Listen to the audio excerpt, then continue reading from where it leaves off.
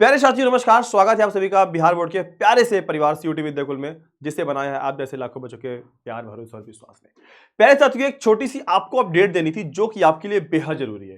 प्यारे साथियों, अभी हाल में ही क्या हुआ कि अभी सीयूटी के आपके सिलेबस में थोड़ा सा चेंजेस आए हैं। तो प्यारे बच्चों, आज आपको मैं बताने आ रहा हूँ अंग्रेजी में वो जो मेजर जो चेंजेस हुए हैं, आपको बताऊंगा क्या क्या चीजें आपके लिए बेहद जरूरी है और आपको पता होना चाहिए। क्योंकि कभी कभी हम क्या होते हैं, हमको सिलेबस पता नहीं होता, हम पुराने सिलेबस पे काम करते हैं, पुराने सिलेबस पे काम करके हम आगे बढ़ते चले जाते हैं।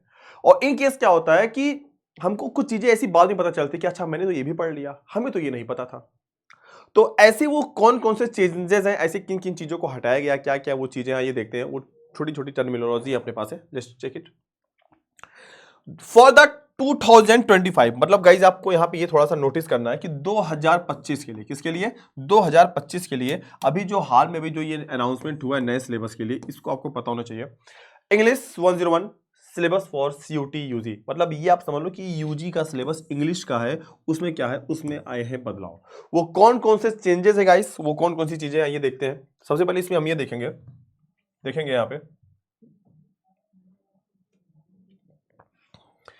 प्यारे बच्चों, आप देख सकते हैं यहाँ पे कि question from the language section, मतलब यहाँ पे आप देखेंगे छोटी सी चीज लिखी गई है, लैंग्वेज सेक्शन। क्या है, language section will be form the following topics but are not limited to. ध्यान से देखेंगे।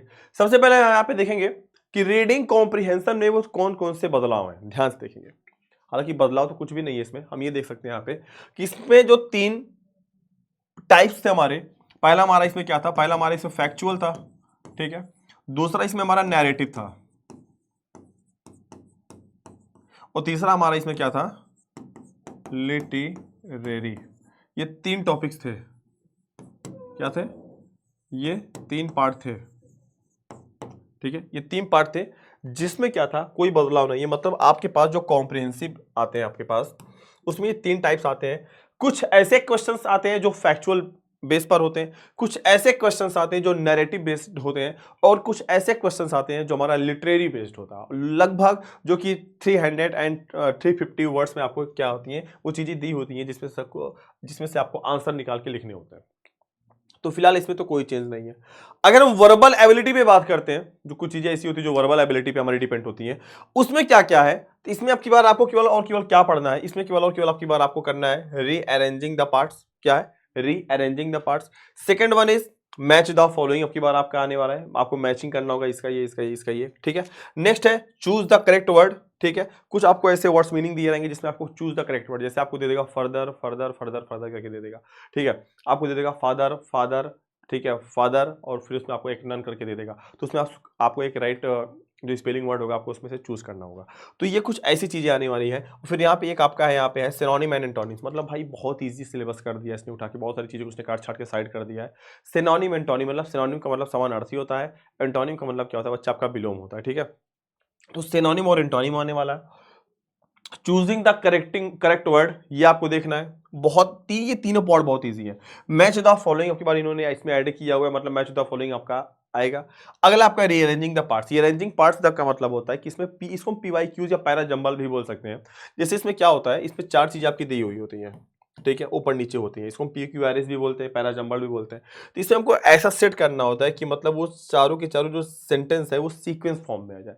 जैसे हमने बोला once there was a king, ठीक है, he lived in a village, his father name was ये। अब इसी को उल्टा नीचे कर देगा, ऊपर दे देगा हिज फादर नेम वाज ये, बीच में दे देगा लिव्ड इन अ विलेज, फिर नीचे आपको दे देगा वंस देयर वाज। इसी को हमको सेट करना होगा कि पहले ऑप्शन नंबर सी आएगा कि once there was a king, फिर उसके बाद आएगा ही लिव्ड इन अ विलेज, फिर उसके बाद आएगा हिज फादर नेम वाज ये। तो ऐसी चीजों को हम क्या बोलते हैं, हम इसको रीअरेंजिंग द पार्ट्स बोलते हैं। मतलब अब आपके पास बहुत ही मिनिमम सिलेबस है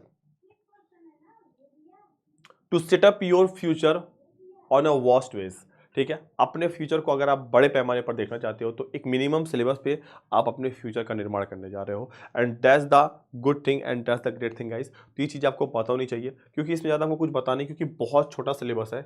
और इस छोटे सिलेबस में आपको खाली ये चार टर्म, ये 1 2 3 4 5 और 5 3 8, मतलब अगर देखा जाए तो दो पार्ट है, और इस दो पार्ट के अंदर आपको 1 2 3 4 5 6 7 8 8 टर्म्स है। तो इसी पे काम करके आप अपने एग्जाम को शानदार तरीके से निकाल सकते हो, शानदार तरीके से आप उसका व्यवहार कर सकते हो। तो प्यारे साथियों, बहुत ही अच्छा लगा। फिर मिलेंगे। अगर ऐसी कोई अपडेट्स होंगी, अगर ऐसी कोई जानकारी होगी, तो मैं शुभम सर आपके बीच में ऐसी ऐसी छोटी छोटी जानकारियों को लेकर, ऐसे छोटे छोटे अपडेट्स को लेकर आता रहूंगा, क्योंकि इसमें ज़्यादा कुछ बताना है नहीं।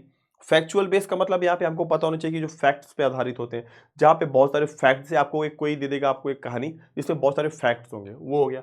नैरेटिव बेस्ड थोड़ी सी कहानी बेस्ड होती है कि मतलब एक शीला थी, गांव में रहती थी, उसको फूल पसंद थे, ऐसी चीजें हो जाती। लिटरेरी बेस्ड में क्या होता है कि जो पूरे की पूरी लिटरेरी टर्म्स होते हैं हमारे, वो रहते हैं। तो मतलब इसमें ज्यादा कुछ हमको बताना नहीं है। ये चीजें हमारी हो गई। इस पर आपके पास एक गद्यांश आएगा, जिसको हम बोलते हैं इंग्लिश में, पूरा पैसेज आएगा, पढ़ के आपको आंसर नीचे करना है 5 का। रीअरेंजिंग द पार्ट्स आ जाएंगे आपके 2 या 3, उसमें से निकाल कर आते हैं। मैच द फॉलोइंग आ जाएगा। चूजिंग द करेक्ट वर्ड, इसको तो प्रैक्टिस, जितना आप प्रैक्टिस करोगे उतनी चीजें बढ़िया रहेगी। इसको तो हम बहुत शानदार कराएंगे।